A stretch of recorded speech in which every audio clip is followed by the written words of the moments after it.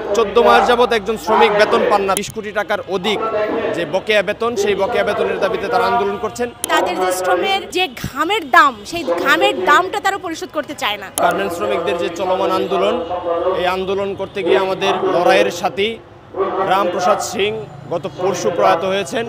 তার স্মৃতির প্রতি বাংলাদেশ ছাত্র ইউনিয়নের পক্ষ থেকে গভীর শোক এবং সমবেদনা জানাই।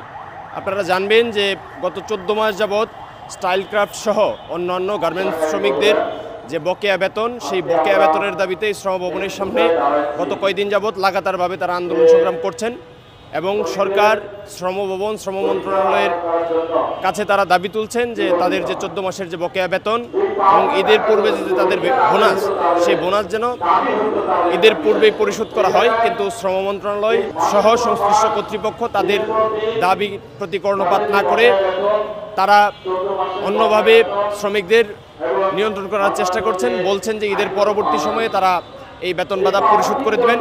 কিন্তু যারা দীর্ঘ সময় যাবৎ আন্দোলন সংগ্রাম করছেন, তাদের প্রায় 20 কোটি টাকার অধিক যে বকেয়া বেতন, সেই বকেয়া বেতনের দাবিতে তারা আন্দোলন করছেন। সেই আন্দোলন করতে গিয়েই প্রচণ্ড তাপদাহে আমাদের শ্রমিক নেতা রামপ্রসাদ সিং প্রয়াত হয়েছেন। 14 মাস যাবৎ একজন শ্রমিক বেতন পান না। তার পারিবারিক অবস্থা, তার ছেলেমেয়ের শিক্ষাজনিত সংকট, চিকিৎসা সংকট সহ অন্যান্য বিভিন্ন সংকটে এই শ্রমিকরা তারা সংকটে জর্জরিত। আমরা মনে করি যে অতি সত্বর এই শ্রমিকদের যে লড়াই, এই লড়াইয়ের প্রতি সরকার যেন তাদের যে দৃষ্টি, সেই দৃষ্টি শ্রমিকদের প্রতি তারা নিয়ে আসেন।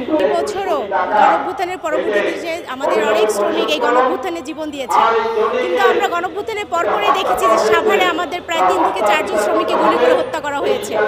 আজকে এখানে দেখছেন যে 3 দিন থেকে শ্রম ভবনের সামনে এই শ্রমিকরা অবস্থান করছে, রাত কাটাচ্ছে, এখানে তারা ঘুমাচ্ছে, তারা রোজা রেখে এখানে ইফতারি করছে এখানে, কিন্তু আমাদের কর্তা ব্যক্তিরা এখানে তাদের কথা শোনার মতো কেউ নাই। এবং আমরা দেখছি যে এই সরকার বা এই রাষ্ট্র বারে বারে আমাদের শ্রমজীবী মানুষের যে ন্যায্য দাবি, তাদের যে শ্রমের যে ঘামের দাম, সেই ঘামের দামটা তারা পরিশোধ করতে চায় না। এবং আমরা দেখছি যে এই মালিক গোষ্ঠী কিন্তু ইতিমধ্যেই তারা বিভিন্ন দেশে ঈদ করবে, এই ধরনের আমরা কথা শুনতে পাচ্ছি, কিন্তু আমাদের শ্রমিকরা আমাদের রাস্তায় আজকে তাদের ঈদ করতে হচ্ছে। প্রতি বছর আমরা এটা দেখে আসছি। আজকে আমরা দাবি জানাই যে এই যে আমাদের শ্রমিকদের যে ন্যায্য দাবি বকেয়া বেতন, সেই বকেয়া বেতন অবশ্যই দ্রুততম সময়ের মধ্যে পরিশোধ করতে হবে এবং তাদের সন্তানদের সাথে ঈদ করার যে সৌভাগ্য, সেই সৌভাগ্যের দিকে তাদেরকে নিয়ে যেতে হবে।